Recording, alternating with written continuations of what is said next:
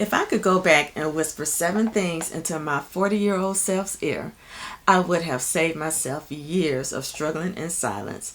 I'm talking about the kind of insights that don't just change your perspective, they change your entire trajectory.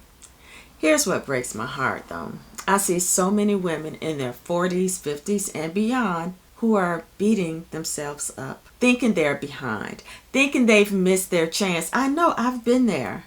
But what if I told you that some of the most successful, fulfilled women I know didn't even get started until after 40?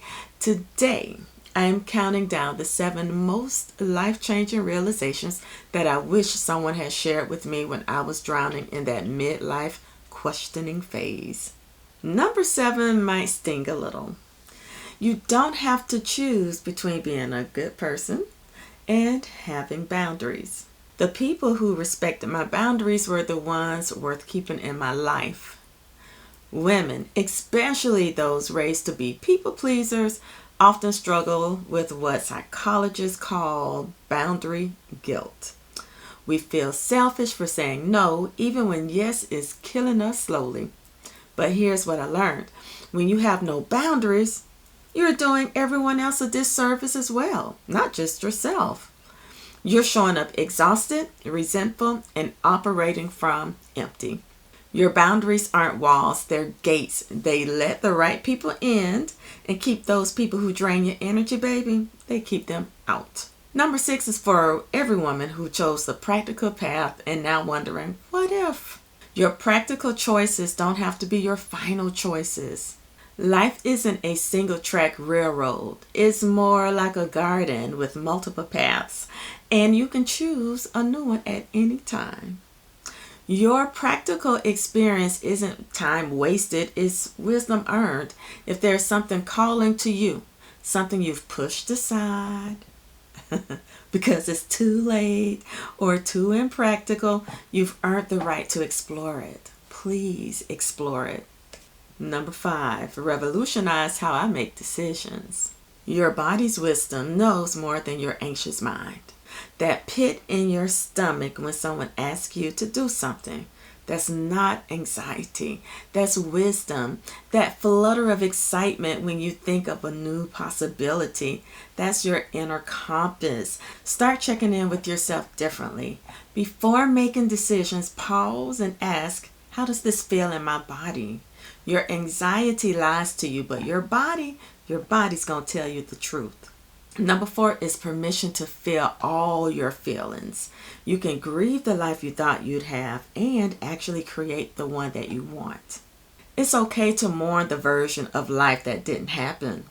In fact, it's necessary. Grief isn't just about loss, it's about love. You can only grieve what you once loved or hoped for. When we honor our grief, we create a space of new possibilities. You can say, this hurts, and I'm open to what comes next. Number 3 is going to shift everything. Your season of giving to others has prepared you for your season of receiving. It's your turn now. All those years of giving weren't just service. They were training. You've developed skills, wisdom, and emotional intelligence that are rare and valuable. Sis, you are not behind. You are not starting over. You're stepping into your season of harvest after years of planting seeds in others' gardens. The world needs what you've learned, what you've survived, what you've accumulated in wisdom. Number 2 is the permission slip you've been waiting for. The right people will love you for your authenticity, not for your performance. The people who are meant to be in your life don't need you to be perfect.